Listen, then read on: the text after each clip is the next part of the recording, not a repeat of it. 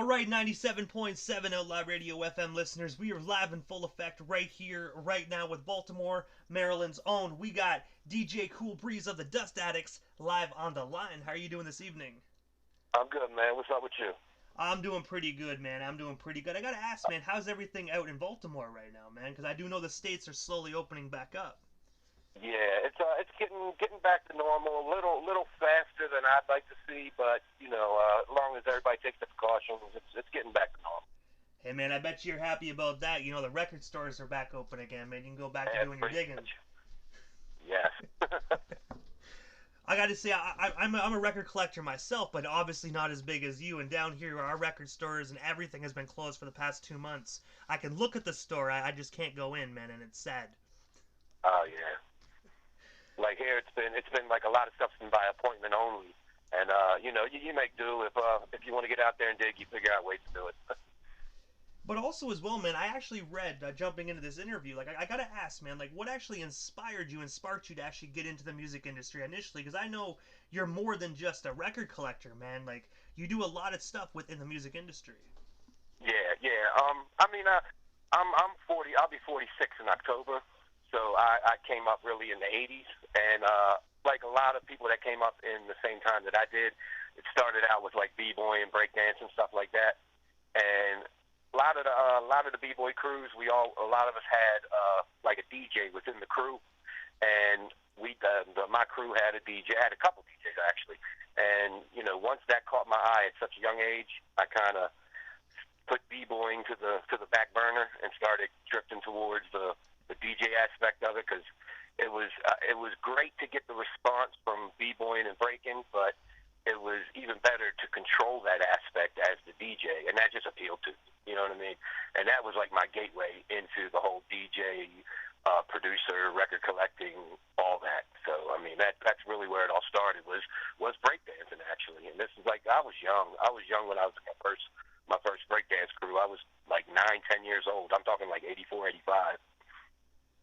And I gotta ask, Willis, going back to the record collecting days there for a moment. I know you probably got asked this question a lot, but I'm actually really intrigued, man, because I read some articles on you and whatnot out in the Baltimore newspapers, and I gotta say, Yeah. man, you've found some instant classics within those crates. So I have to ask, man, like, what is one of your very first records that you ever found that really got you into really digging in the crates?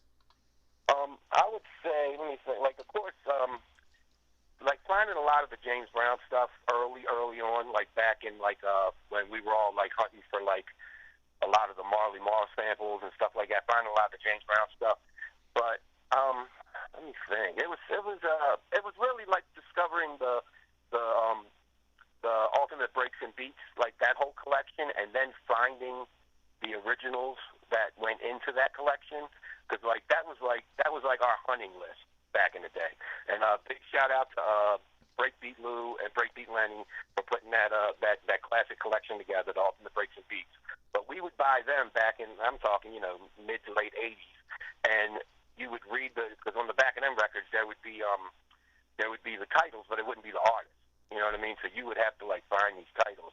And I would say like one of the first big records I found back then was probably when I discovered Blind Alley, and I actually found the original 45 Blind Alley, which is the sample for Big Daddy Kane and the Half Steppers. And it's just been ongoing from there. And I also read as well that you actually been crowned as Baltimore, Maryland's King of Records. I was wondering who actually gave you that title, and of course, like, what's the story actually behind that name? Like, I mean, like, even I've been digging since really when I got into DJing back in the late '80s. I've been digging ever since, and even before then, as a little kid, you collect records. You know what I mean? And I just always held on to all my records, and I just accumulated so many records over the years. And I don't know if it's really one person that ever really gave me that title. It's just like whenever my name would come up in circles, they'd be like, "Oh, that's the king of records right there. That's that dude." Because I was always the go-to guy for records. You know what I mean? Here in the city, not always, but I mean, like as in say the last 20 years, ever since the Serato change and all, and people got rid of their records. When it came back around, I was the one that didn't get rid of everything. I'm the one that bought everybody's collections or found everybody's collections once they donated them. So people just started referring to me as Baltimore's King of Records. and it just stuck, I guess. And people refer to me that now. And also, as well, aside from being a record collector, I also read that in the early 90s you were actually a part of the duo called Two White Kids alongside DJ Big Red. I was wondering, what's the story behind that duo? And of course, like, how did Two White Kids actually initially start? That was well, one of the record stores I used to shop at back in the day. It was called Music Liberate. That was a really big hub for all the DJs here in Baltimore. And I mean, we always just hang out there. All the big name DJs and up and coming DJs, we used to hang out there. And one of the dudes that worked there was DJ Big Red. And me and him had a mutual like in the same type of records. And this was during the beginning stages of what later became Baltimore club music. And me and him just clicked as far as making the Baltimore club music, and we teamed up and started putting out records together, and that just opened up a lot of doors for that whole genre, which is now a pretty dominant dance music genre. And I've been in the Baltimore club music scene really since its infancy back in the '90s, and it's ever since like recently there's a Netflix documentary came out loosely based on Baltimore club music. It's called Dark City, and a dude named DJ Mighty Mark and this girl named TP the Artist. They put this documentary together, and it's more about the dance culture here, but it spotlights a lot of the Baltimore club music, and it's taking it to the next level. So it's really getting international notice now, and a lot of people's revisiting or rediscovering a lot of us old heads that were there at the beginning, or like I said, the start of that genre, which is becoming more and more dominant over the years now. I mean, it's a 30-year-old genre now, but it's picking up steam, and it's finally getting like the worldwide recognition that it should have got years ago. But that's due to the internet and everything. I mean, it's easily accessible now. And also, I got to mention as well, one of my favorite White Kid records is A Day in the Life of a White Kid. I was wondering if you can tell our listeners a bit more about that record. And of course, do you have any future plans to actually repress up like a kind of like a remastered version of that particular vinyl? Well, that was when I used to be signed to Unruly Records here in Baltimore. Shout out to DJ Scotty B and DJ Sean Caesar. They're the godfathers of pretty much Baltimore club music, and they started a label called Unruly Records back in the early '90s. And it was like, if you want to say there's a dance music Wu-Tang, that's what they did. They pulled all the top-notch producer DJs from the burgeoning Baltimore club music. They pulled that together, and we just put out a bunch of music. I mean, we were putting out music like crazy, and that specific record was probably about maybe my 10th release through that label, and there's not really a story behind it. That was really a record where I had freedom to do what I wanted to do. Because if you notice in that record, it's a lot of hip hop elements just sped up to dance music tempos, and that was more or less me just having fun with what I love to do, which was hip hop and dance music, and I just was trying to merge the two even more so, and just really have fun with that. And I'm really not sure because Unruly actually owns that, owns that release, and they have a couple anniversaries coming up as far as like the 25th anniversary of the labels coming up, so they do have plans to re-release a lot of things. I don't know if that is on the agenda, but it is possible. So I mean, if anybody is interested in it, I mean, look up Unruly Records, contact them dudes. Like I said, it's DJ Scotty B, DJ Sean Caesar, and just show interest, and I mean, they probably would be more than happy to re-release something. Oh, most definitely. Because the reason why I was asking is when I was looking on YouTube and I was looking up that joint and whatnot, people were actually trying to shop with each other to see if they actually have copies of that record. Yeah, that was printed in very limited numbers. Because like back then, we would only press it they would press maybe 1,000 copies, and that was usually just for the local DJs. Because at that point, that record I think was released in maybe '97, '98, and at that point, we was just really furnishing the Baltimore and maybe DC area, and if you're giving 2 copies to every DJ, you're only hitting off 500 DJs. DJs. And yeah, and I mean once it went for its initial run, unless it really had a major impact, it wouldn't get repressed. It would just, on to the next release. You know what I mean? And then, like, years later now, people's, like, looking for them old releases. So I guess if the demand's there, they'll re-release it again. I'm sure, and not saying it's all about money, but if there's money there to be made, I'm sure they'll re-release it. And also, as well, you actually provided vinyl for New Jersey legend DJ KG of Naughty by Nature, and I was wondering, Yes. how did that opportunity arise? And of course, what was it like just working with 1/3 of one of the biggest hip hop trios of all time? Well, actually, like I sell vinyl breaks and samples, stuff like that. I sell on Instagram and just online, period. And I actually 88 Keys, the dude 88 Keys, that's like Kanye West boy. He had contacted me about buying some records through Instagram. He was following me on Instagram, and he kind of put me in KG's ear, and then KG out of the blue hit me up and was like, "Hey, you got some stuff I'm interested in."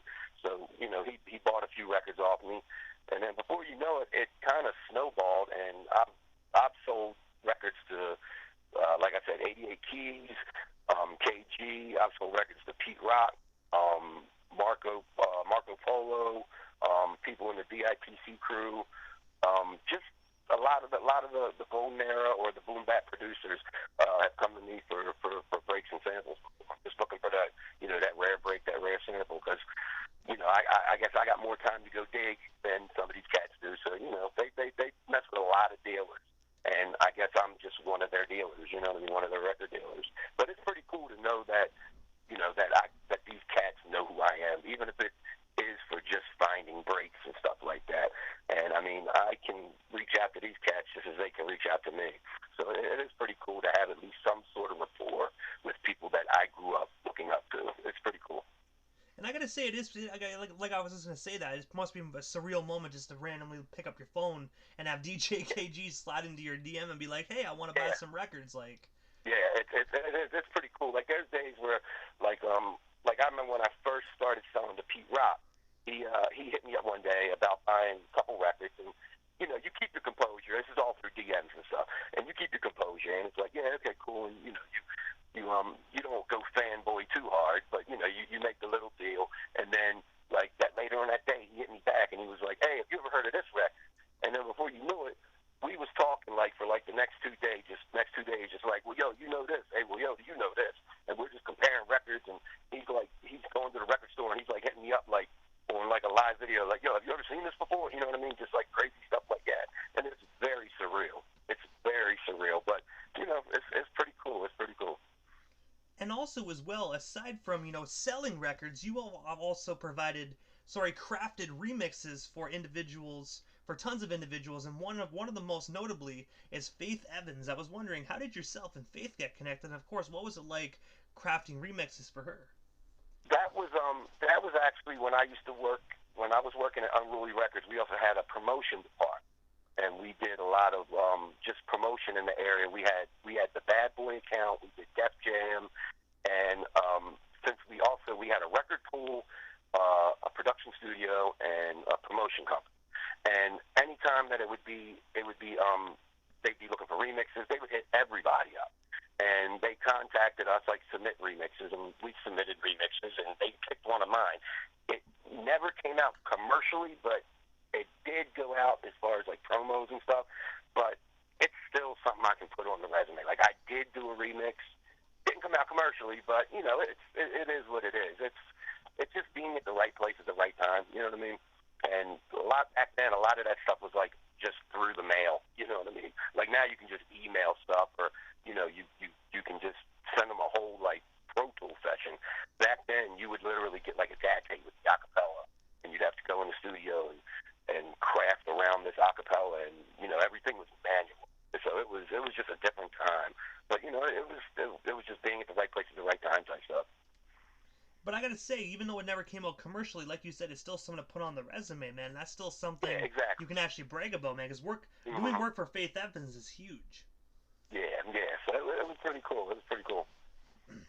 And also as well, man, going into 2000s, going into the this day and age, man, you also are one half of the Dust Addicts. I was wondering, how did yourself and DJ Booman actually get connected, and what's the story behind that production duo? Well, me and Boo Man, we've known each other since like the early '90s. He was also one of the flagship artists on Unruly Records, and we've known each other since just like the beginning of club music. And then we started working together, being signed to the same label. And we've just been boys for years. I mean, we've known each other for almost 30 years now. And then back in 2016, we just like kept crossing paths, and we just said to each other, like, why don't we just join forces? There's powers in numbers. You know what I mean? Like, as we got older, we realized, when you're young, you want to do everything yourself. You're worried where credit goes. When you get older, it's like, you know what? Let's not work harder. Let's work smarter. You know what I mean?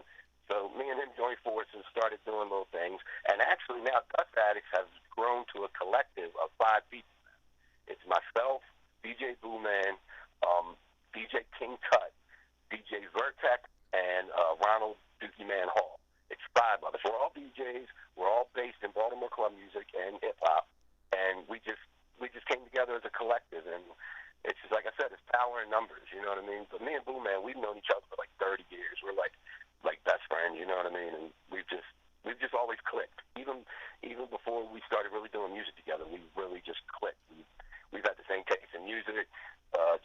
We've always gone digging together, and it was like, you know what? Why don't we just join forces? And we did. And also, as well, in late 2016, you both actually released the Dust Addicts debut album, and I was wondering if you can tell our listeners a bit more about this magical release, and of course, where can we actually snag ourselves a copy of this amazing record today? The Dust Addicts, the Dust Addicts, the album. You can get it on any digital music platform. It's on iTunes. It's anywhere. And that was more or less, that was a glorified beat tape, but that was just like us saying, here we are. You know what I mean? That was our arrival. You know what I mean? That was like when that came out, we had only formed Dust Addicts a couple months prior. So we was like, let's just do something just to let people know we're here. And that's what that was. And it just got a very good reception, considering it was more or less a glorified beat tape. But it was just, there's a lot of different sounds on there. It's not just like 10 or 12 of the same exact boom bap thing. There's a lot of different things on there. And it got well received. And like I said, it's on all digital platforms. You can go to any streaming service. You can even just Google Dust Addicts, the album, and it'll come right up. And I gotta say, I actually checked that out, and it is a phenomenal record. So ladies and gentlemen, either you get it, or you most definitely will regret it, because this album is on fire. Thank you.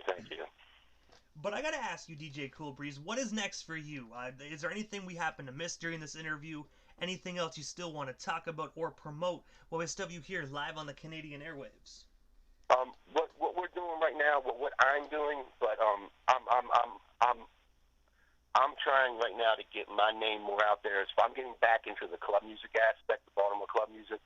Because like I said, myself and Boo Man and all, we want to rep our city as much as possible, and we came up in the club music, so we're trying to take that to the next level. And we got a lot of solo projects, as far as like I'm putting like things together that is just DJ Kool Breez. It all goes through Dust Addicts Entertainment, Dust Addicts LLC, but it's like we're building up our individual brands as much as we're building up the Dust Addicts brand.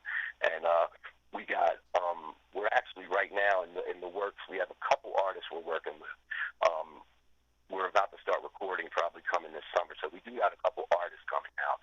We got one dude named Mike Manson. He's got a pretty good following here, and he's got his own little company called Bang Out Music. And they put it's Mike Manson presents Bang Out Music, but Dust Addicts is doing all the production of it. So that should be coming out this summer.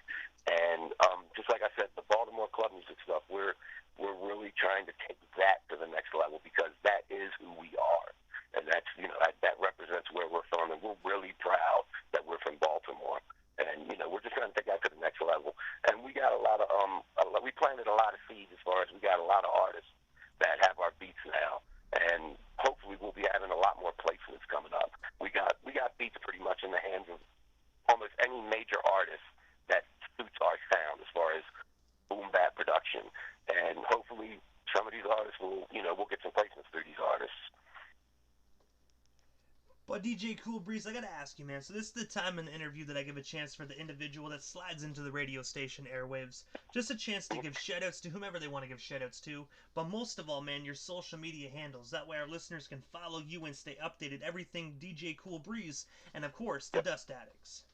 Yep. If you can go to Instagram, Facebook, go any social media platform, and just put in my name, DJ Kool Breez. That's DJKOOLBREEZ, no E on the end, and it'll come right up. Go to any social media, and the same with Dust Addicts, DUSTADDICTS, Dust Addicts, and that'll come up as well. You can follow us on any social media platform, and that's it. And I gotta say, Kool Breez, thank you so much, man, for just taking the time out of your busy evening and sliding into the 97.7 Outlaw Radio FM airwaves. It was an honor and most definitely a privilege to welcome Baltimore, Maryland's finest. Definitely, man. Thank you. I appreciate you, man. Hey, man, you are most certainly welcome. Thank you so much again, and most definitely have yourself a wonderful night out there in Maryland. You too, my brother.